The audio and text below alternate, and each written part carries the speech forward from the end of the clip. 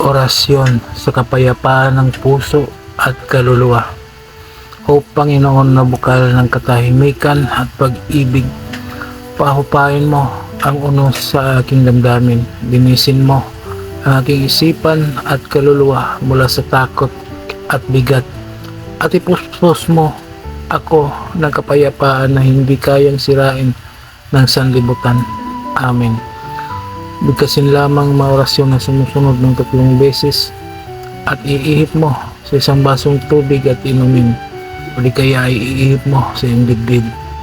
Sa Torah repotinito perarotas boremium et repum espiritu, boremium et repum espiritu, boremium et repum espiritu.